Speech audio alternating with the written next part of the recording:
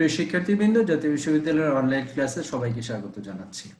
করোনাকালীন শিক্ষা কার্যক্রম চলমান রাখার স্বার্থে জাতীয় বিশ্ববিদ্যালয়ের উদ্যোগে অনলাইন ক্লাসে সংযুক্ত হতে পেরে আমরা আনন্দিত এবং সবাইকে স্বাস্থ্যবিধি মেনে চলার আহ্বান জানাচ্ছি।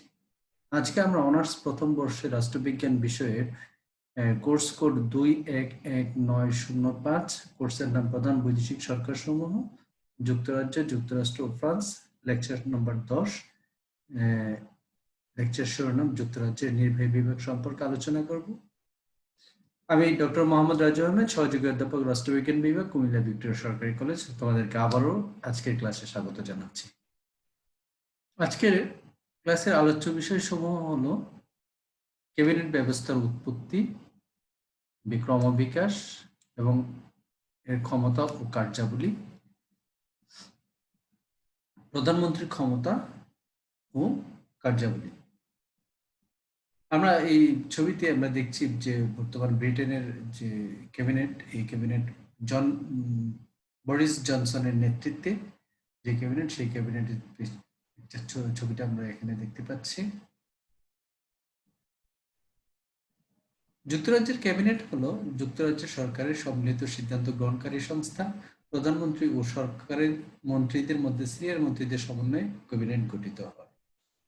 ক্যাবিনেট ম্যানুয়ালের ভাষায় cabinet is the ultimate decision making body of the government.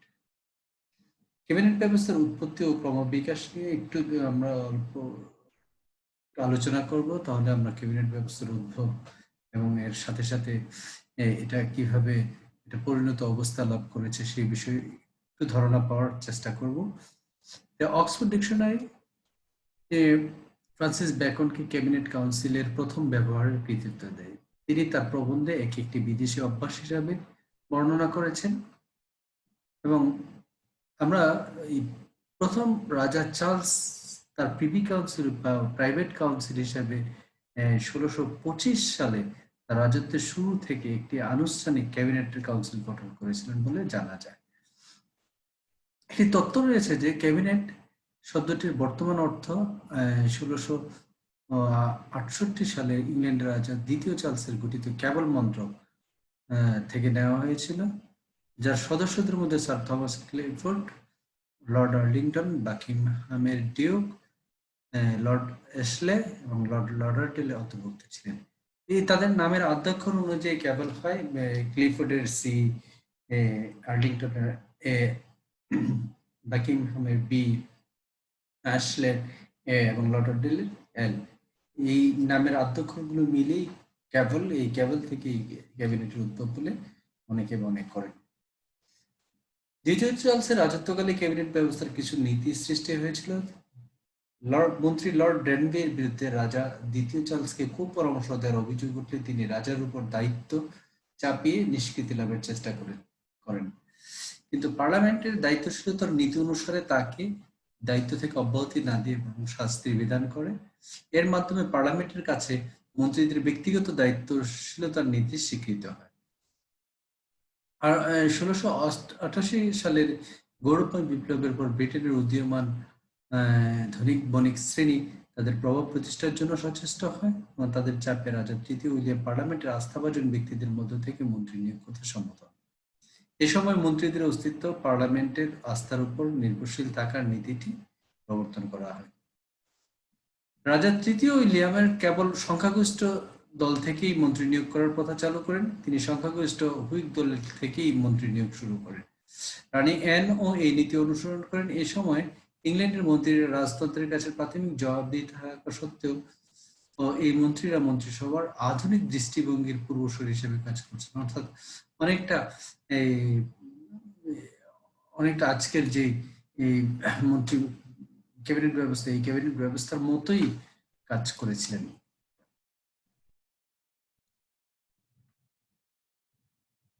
রাজা প্রথম জর্জের আমল থেকে ক্যাবিনেট ছিল ব্রিটিশ সরকারের প্রধান নির্বাহী বিভাগ।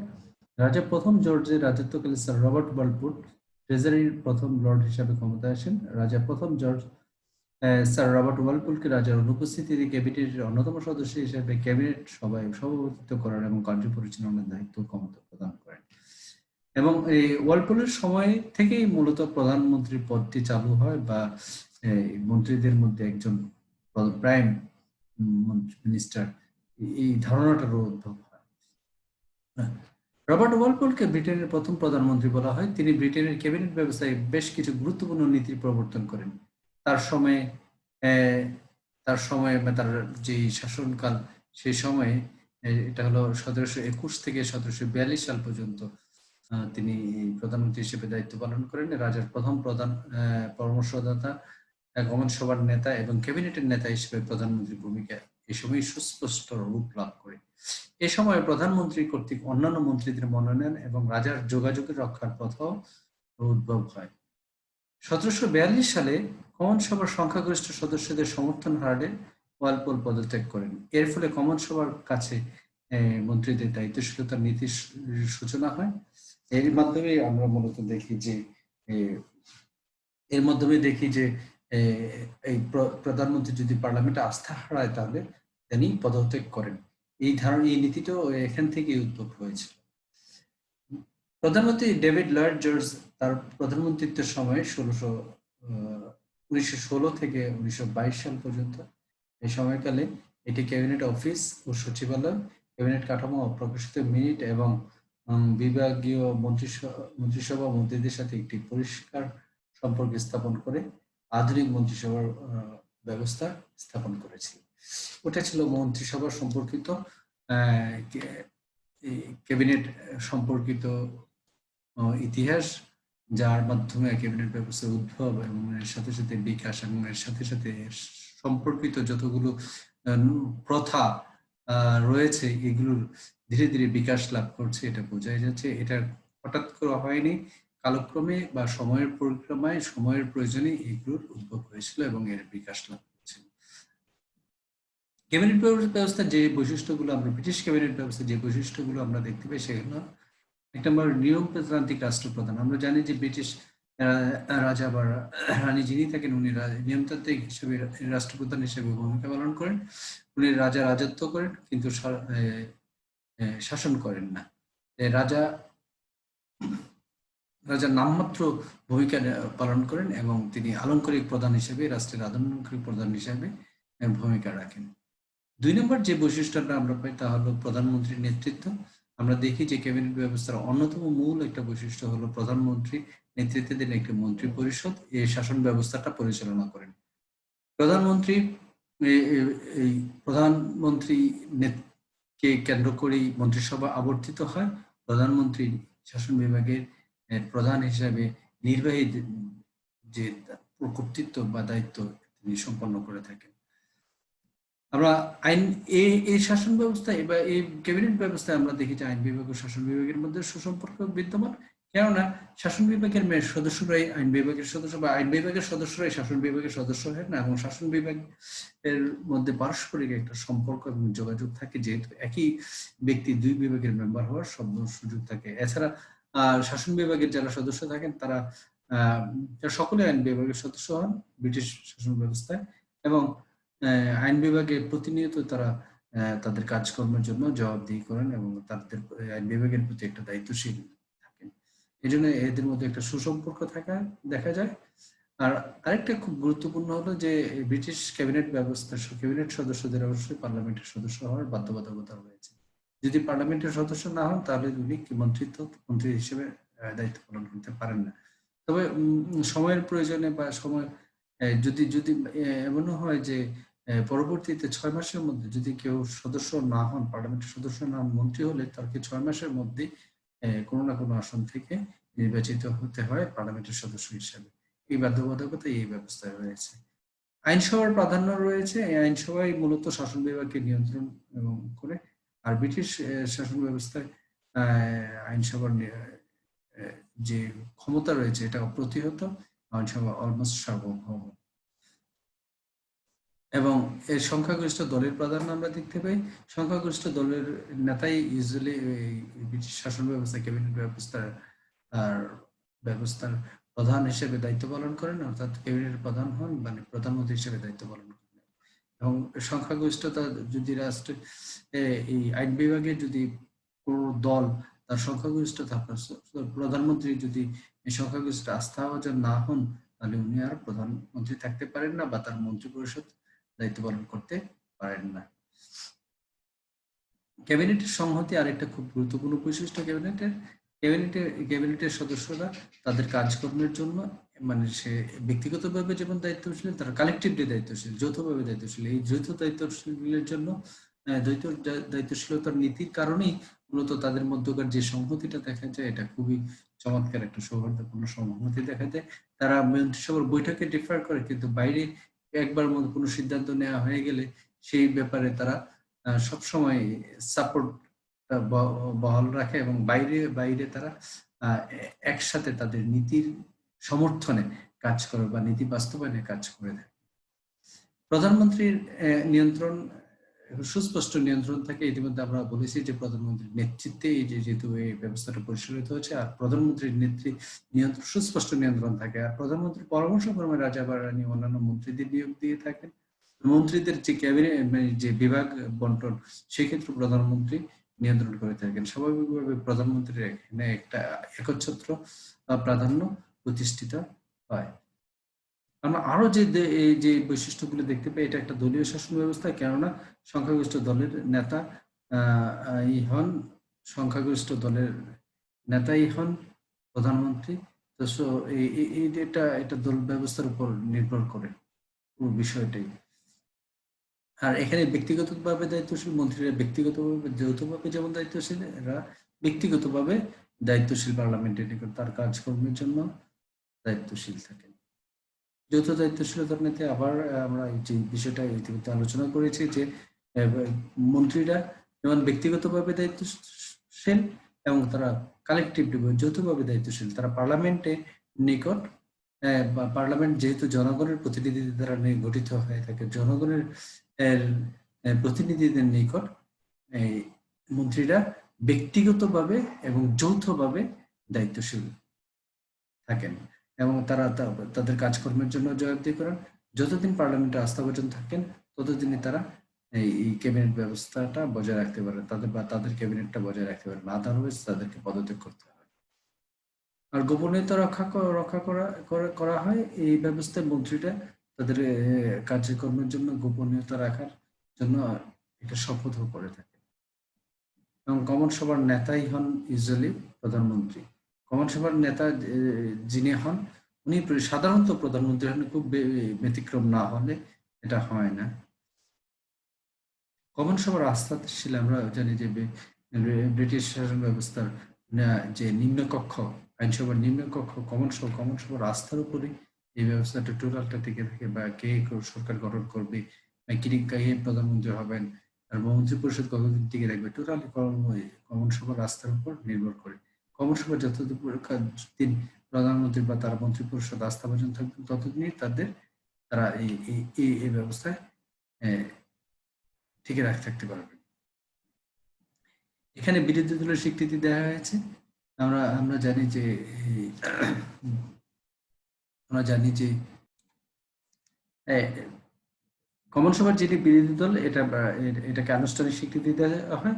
বিরোধী দলের যিনি নেতা থাকেন ওনাকে মন্ত্রীর মর্যাদা দেওয়া হয়। আমরা জানি যে ওনাকে প্রিভি কাউন্সিলের সদস্য করা হয় এবং ব্রিটিশ শাসন ব্যবস্থায় বলা হয় যে বিরোধী দল হার মেজেস্টিস অপোজিশন, বিরোধী দল রানীর বিরোধী দল।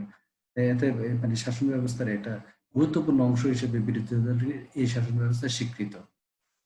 এবং এটা ক্যাবিনেট ব্যবস্থার অনেক বিষয় আছে যেটা পথভিত্তিক। আমরা ব্রিটিশ ক্যাবিনেট ব্যবস্থা টোটালটা যে সংক্ষিপ্ত একটা ইতিহাস দেখলাম, এটার মধ্যে বেশিরভাগই দেখি যে নানা কারণে নানা ভাবে সময়ের প্রয়োজনেই অনেক বিষয়ের উদ্ভব হয়েছে, যেটা এটা প্রথাভিত্তিক।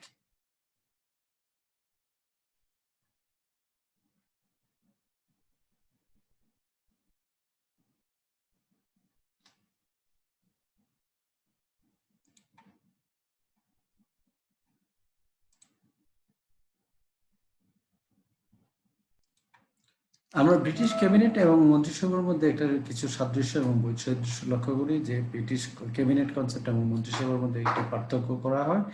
এখানে মন্ত্রিসভা এবং ক্যাবিনেট একই অর্থে ব্যবহার করার উদ্যোগের মধ্যে যথেষ্ট পার্থক্য আমরা দেখি, যে সময়ের পরিক্রমায় ক্যাবিনেটের সদস্য সংখ্যা ক্রমশ বৃদ্ধি পায়, ক্যাবিনেট ও মন্ত্রিসভার মধ্যে একটা পার্থক্য গড়ে উঠেছে। বর্তমান ব্রিটিশ প্রধানমন্ত্রী বরিস জনসন 2019 সালে 24 জুলাই দায়িত্বভার গ্রহণ করেন। তার নেতৃত্বে গঠিত বর্তমান মন্ত্রিসভার সদস্য সংখ্যা হলো 117 জন। এদের মধ্যে প্রধানমন্ত্রী, 22 জন ক্যাবিনেট সদস্য এবং 97 জন অন্যান্য মন্ত্রী রয়েছেন। এখানে আমরা যে সাদৃশ্যটা দেখি মন্ত্রী এবং ক্যাবিনেটের সাধারণ নির্বাচনের পর কমন সভার সংখ্যাগরিষ্ঠতা অর্জনকারী দলের নেতাই একসঙ্গে ক্যাবিনেট ও মন্ত্রিসভা গঠন করে থাকেন। ক্যাবিনেট ও মন্ত্রিসভার সদস্যদের পার্লামেন্টের যে কোনো একটি কক্ষের সদস্য হতে হয়। ক্যাবিনেট ও মন্ত্রিসভাকে যৌথভাবেই পার্লামেন্টের নিকট দায়বদ্ধ। পার্লামেন্টের নিম্নকক্ষ কমন সভা অনাস্থা দিলে ক্যাবিনেট মন্ত্রিসভা উভয়কে পদত্যাগ করতে হয়। এবং এই দুইটা প্রতিষ্ঠানের মধ্যে যে বৈশিষ্ট্যটা হয় তাহলে এর আকার, ইউজুয়ালি ক্যাবিনেটের আকার ছোট হয়, খুব গুরুত্বপূর্ণ মন্ত্রীদের নিয়ে ক্যাবিনেট হয়। আমরা এখানে দেখেছি যে 22 জন প্রধানমন্ত্রী ও 22 জন মন্ত্রী দিয়ে ক্যাবিনেটটা গঠিত হয়েছে, আর মন্ত্রিসভার আকার আরো বেশি, আরো বড়, অনেক বড়। আর ক্যাবিনেট সভার সকল সদস্যই হলো প্রিভি কাউন্সিলের সদস্য, আর অন্যদিকে মন্ত্রিসভার সকল সদস্য কিন্তু প্রিভি কাউন্সিলের সদস্য হন না। নিয়োগের ক্ষেত্রে ক্যাবিনেটের এবং মন্ত্রিসভার যে নিয়োগের মধ্যে খুব উল্লেখযোগ্য পার্থক্য না থাকলেও গুরুত্বপূর্ণ নেতাদেরকে ক্যাবিনেটে রাখা হয়, কিন্তু কম্পারেটিভলি নিম্ন প্রোফাইল যাদের আছে, কম গুরুত্বপূর্ণ বা নতুন কেউ রয়েছেন এমনদেরকে অগুরুত্বপূর্ণ মন্ত্রণালয়ের দায়িত্ব দেওয়া হয়, যে মন্ত্রিসভার সদস্য হিসেবে নিয়োগ করা হয়। দায়বদ্ধতার দিক থেকে ক্যাবিনেটের দায়বদ্ধতা অনেক বেশি, কেননা ক্যাবিনেটের সদস্যরাই নীতি নির্ধারণী ভূমিকা পালন করে থাকেন। তারা পলিসি মেকিং বা কাজটা তারা করে থাকেন, এতে দায়বদ্ধতা তাদেরই বেশি। রাজা রানীকে শাসন সংক্রান্ত বিষয়ে পরামর্শ ক্যাবিনেটই দিয়ে থাকে, মন্ত্রিসভার এই ক্ষেত্রে কোনো ভূমিকা পালন করেন না। আর ক্যাবিনেটের বৈঠকটা নিয়মিতভাবে হয়, প্রতি সপ্তাহে ক্যাবিনেটের বৈঠক হয়, যেটাতে প্রধানমন্ত্রী নেতৃত্ব দিয়ে থাকেন, প্রধানমন্ত্রী সভাপতিত্ব হয়ে থাকে। অন্যদিকে মন্ত্রিসভার বৈঠক ইউজুয়ালি ফ্রিকুয়েন্ট হয় না, নিয়মিত হয় না। নীতি নির্ধারণী ক্ষমতা ইতিমধ্যে আমরা আলোচনা করেছি যে ক্যাবিনেটের নীতি নির্ধারণী ক্ষমতা রয়েছে, কিন্তু মন্ত্রিসভার সেই ক্ষমতাটা নেই। আইনগত সংস্থা হিসেবে ক্যাবিনেটের এটা আইনগত ভিত্তি বা মন্ত্রী রয়েছে, মন্ত্রিসভার একটা আইনগত ভিত্তি রয়েছে, ক্যাবিনেটের ওইভাবে আইনগত ভিত্তি নেই। মন্ত্রিসভার কার্যকাল এবং ক্যাবিনেটের কার্যকাল সমান, প্রায় সমান, এবং এই ক্ষেত্রে কোনো ধরনের যথেষ্ট পার্থক্য লক্ষ্য করা যায় না। মন্ত্রীদের দায়িত্বশীলতা। ব্রিটিশ ক্যাবিনেট ব্যবস্থা দায়িত্বশীলতার নীতির উপর প্রতিষ্ঠিত। দায়িত্বশীলতার নীতি ব্রিটিশ ক্যাবিনেট ব্যবস্থার স্নায়ুতন্ত্র হিসেবে কাজ করে। এইচ বার্টসের মধ্যে দায়িত্বশীল শাসন ব্যবস্থা হলো সরকার দায়িত্বহীনভাবে কোনো কাজ করেন না। এক সরকার দায়িত্ব পালনের ক্ষেত্রে সংখ্যাগরিষ্ঠের মতামতকে অনুসরণ করেন এবং সরকার সম্পাদিত কার্যাবলীর জন্য পার্লামেন্টের কাছে দায়িত্বশীল থাকেন। এটাই হলো মূলত দায়িত্বশীল। দায়িত্বশীল কার্যকর করার জন্য উপায়গুলো হলো, এক হলো এটা ইউজুয়ালি মন্ত্রীদের দায়িত্বশীলতা কার্যকর করে হলো পার্লামেন্টের নিম্নকক্ষ কমন সভা, এবং কমন সভা এই মন্ত্রীদের দায়িত্বশীলতা কার্যকর করতে গিয়ে যে উপায়গুলো অবলম্বন করেন বা যে কৌশলগুলো অবলম্বন করেন তা হলো, এক নম্বর হলো প্রশ্ন জিজ্ঞাসা। আমরা দেখি যে প্রত্যেকটা পার্লামেন্টের অধিবেশনের শুরুতেই কমপক্ষে আধা ঘন্টা থেকে এক ঘন্টার মতো প্রশ্ন জিজ্ঞাসা পর্ব থাকে। মন্ত্রীরা নানা বিষয়ে তাদের এই প্রশ্নের উত্তর দিয়ে থাকেন। আমরা প্রধানমন্ত্রী কোশ্চেন আওয়ার আমরা দেখি, প্রধানমন্ত্রী তার প্রতি সপ্তাহে কমপক্ষে একবার হলেও এই পার্লামেন্টে তার পার্লামেন্টের সদস্যদের বিভিন্ন প্রশ্নের উত্তর দিয়ে থাকেন। নিন্দাসূচক প্রস্তাব পাশের মাধ্যমে মন্ত্রীদের দায়িত্বশীল করা যায়। কোনো কার্যক্রমের জন্য এগেনস্টে, যেটা দেশ বিরোধী বা অগণতান্ত্রিক কোনো কার্যকলাপের বিরুদ্ধে মন্ত্রীদের বা শাসন বিভাগের অগণতান্ত্রিক কার্যকলাপের বিরুদ্ধে আইন বিভাগ বা ইউজুয়ালি আমরা এখানে দেখি কমন সভা নিন্দাসূচক প্রস্তাব পাশ করতে পারে। নিন্দাসূচক প্রস্তাব পাশ করে মন্ত্রীদেরকে দায়িত্বশীল রাখে বা জবাবদিহিতা আরো বৃদ্ধি করার চেষ্টা থাকে। এবং অনাস্থা প্রস্তাব এনে মন্ত্রিসভা যখন অনাস্থা প্রস্তাব আনা হয়, তখন মন্ত্রিসভা যদি অনাস্থা প্রস্তাব পাশ হয় এতে তারা আর দায়িত্ব ক্ষমতায় থাকতে পারেন না। এই প্রস্তাব আনার মাধ্যমে মন্ত্রীদেরকে তার দায়িত্বশীল থাকার জন্য তারা বাধ্য করতে পারে। এবং ছাঁটাই প্রস্তাব কোনো বরাদ্দের ক্ষেত্রে ছাঁটাই প্রস্তাব আনা হয়, এটার মাধ্যমেও মন্ত্রীদেরকে দায়িত্বশীল করা যায়। এবং মুলতবি প্রস্তাব যেকোনো মুলতবি প্রস্তাবের মাধ্যমে জনগুরুত্বপূর্ণ বিষয়ে নিয়ে আলাপ আলোচনা করে এই মন্ত্রীদেরকে আরো জবাবদিহি করতে করা যায়।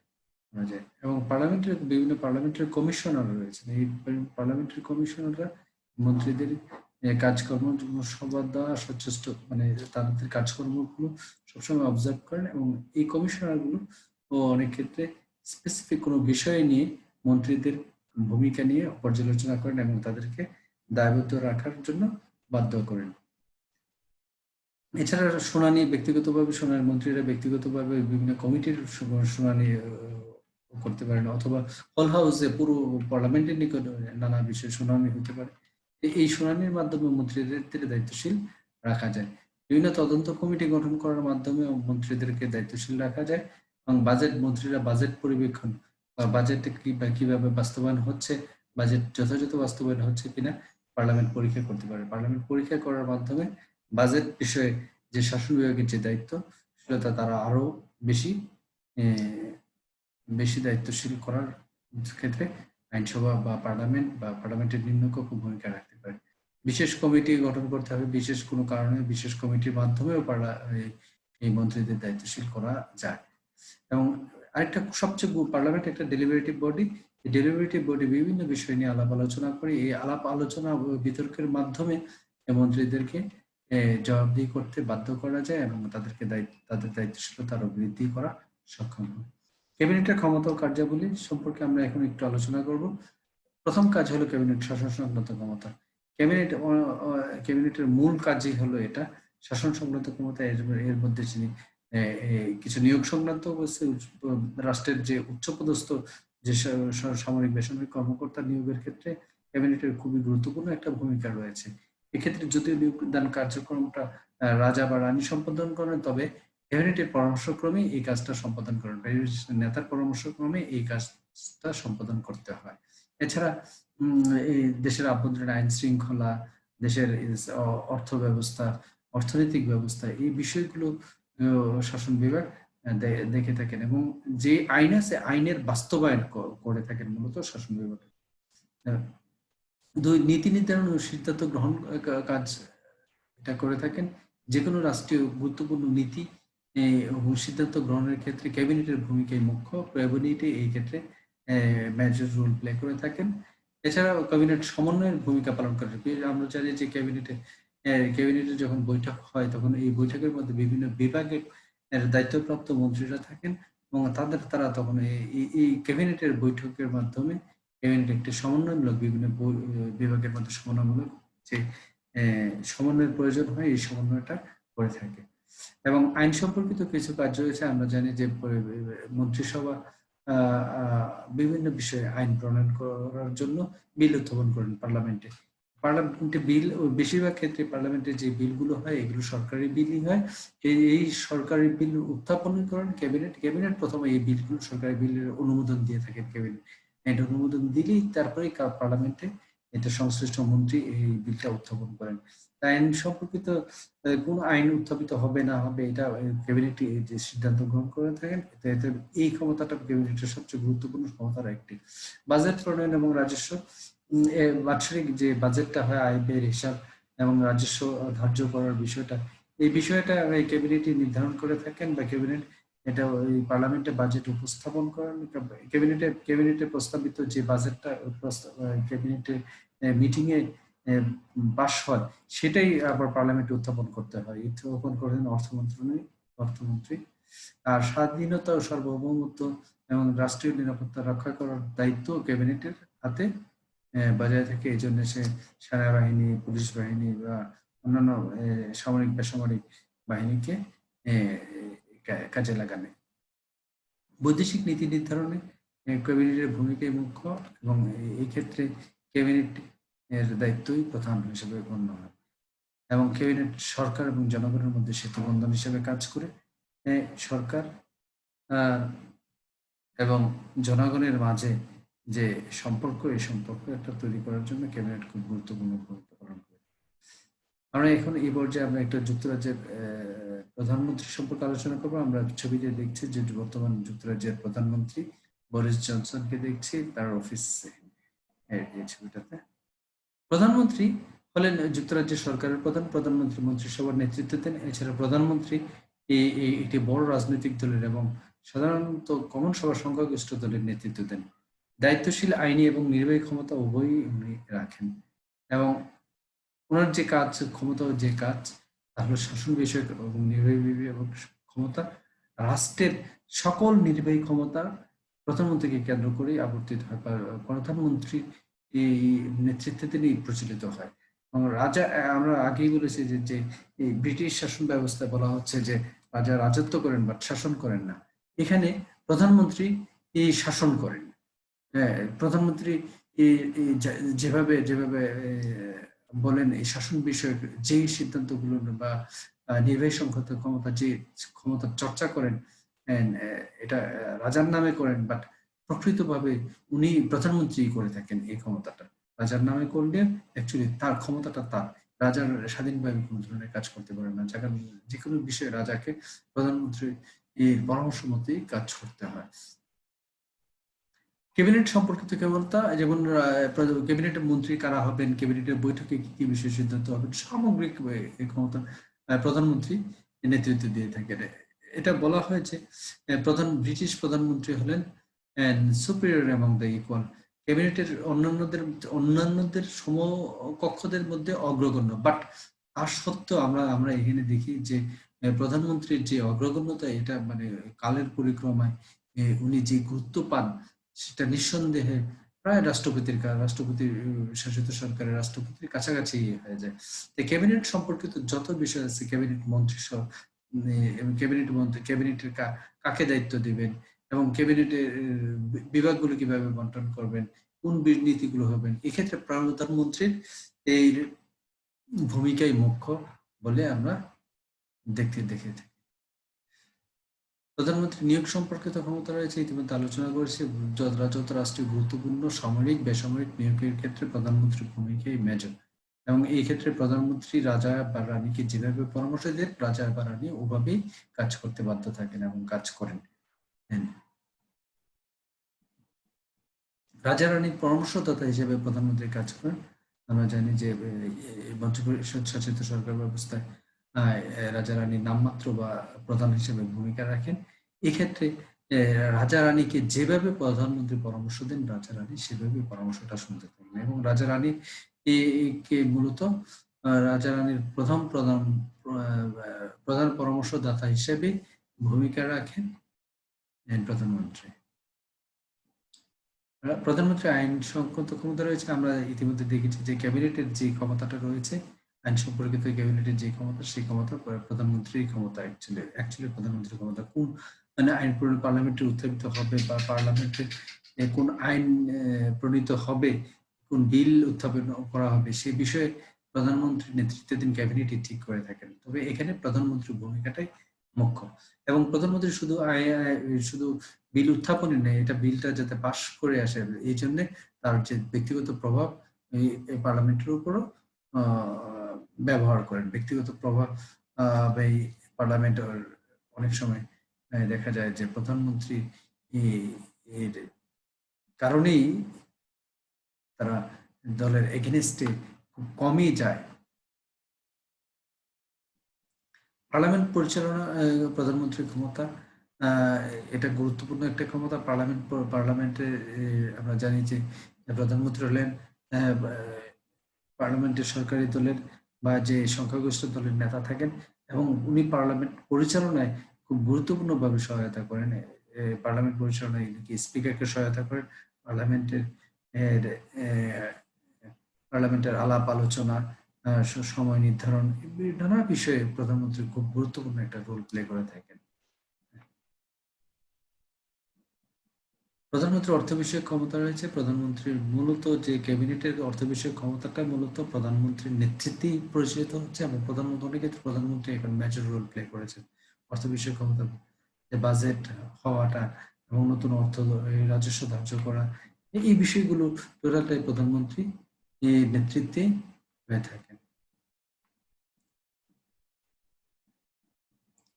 প্রধানমন্ত্রী পররাষ্ট্র বিষয়ে ব্রিটিশ পররাষ্ট্র বিষয়ে নেতৃত্ব দিয়ে থাকেন এবং অন্য রাষ্ট্রের সাথে সম্পর্ক কিরূপ হবে তা নির্ধারণও করেন, এবং তার পররাষ্ট্র নীতি কিরূপ হবে তা নির্ধারণ করেন। অন্য রাষ্ট্রের সাথে সম্পর্ক কিরূপ হবে তা তার একটা শেপ দেন উনি আর কি। রাষ্ট্রীয় কাজের আভ্যন্তরীণ যে কাজে এই কাজের সমন্বয় করেন প্রধানমন্ত্রী। প্রধানমন্ত্রীকে কেন্দ্র করে এই পুরো রাষ্ট্রীয় ব্যবস্থাটা পরিচালিত হচ্ছে, যাতে উনি খুব সহজেই এই কাজের সমন্বয় করতে পারেন। এবং তিনি রাজা রানীকে তার এই রাজা রানীকে যে শাসন বিভাগ সম্পর্কিত কার্যক্রম বা এ সম্পর্কে প্রতিনিয়ত অবহিত করেন। এই ক্ষেত্রে প্রধানমন্ত্রী মুখ্য ভূমিকা পালন করে থাকেন। জাতির মুখপাত্র হিসেবে প্রধানমন্ত্রী ভূমিকা পালন করেন। এখানে তিনি সরকার প্রধান হিসেবে জাতির মুখপাত্রের রোল প্লে করে থাকেন। আমরা জানি উনি নির্বাচিত একটি ব্যক্তি, এতে জাতির বক্তব্যটা তার মাধ্যমে বা সরকারের বক্তব্যটা তার মাধ্যমে প্রকাশিত হয়। এবং কমন সভায় উনি সরকারি দলের নেতা হিসেবে ভূমিকা রাখেন।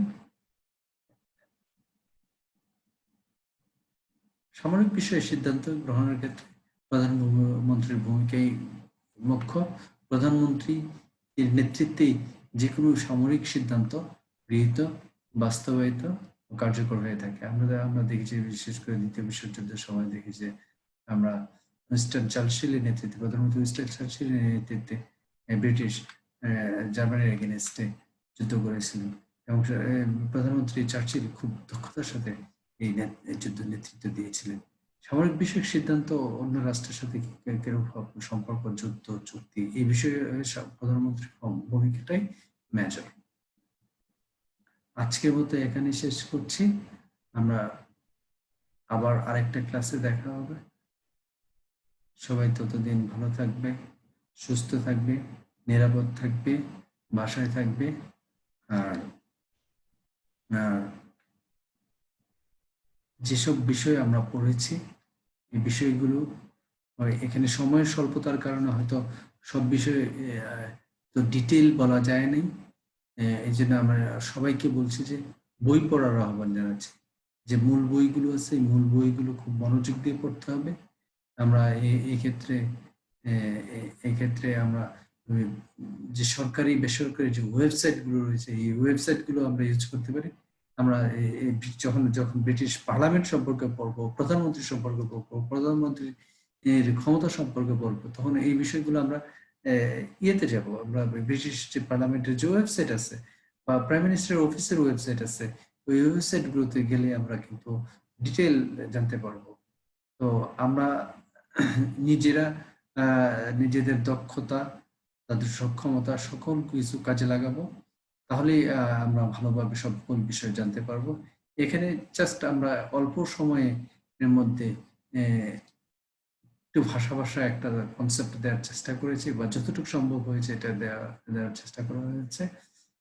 বই পড়তে হবে, বই পড়ার কোনো বিকল্প নেই। সবাইকে আবারও ভালো থাকার, সুস্থ থাকার, নিরাপদ থাকার জন্য স্বাস্থ্যবিধি মেনে চলার আহ্বান জানাচ্ছি। সবাইকে শুভেচ্ছা।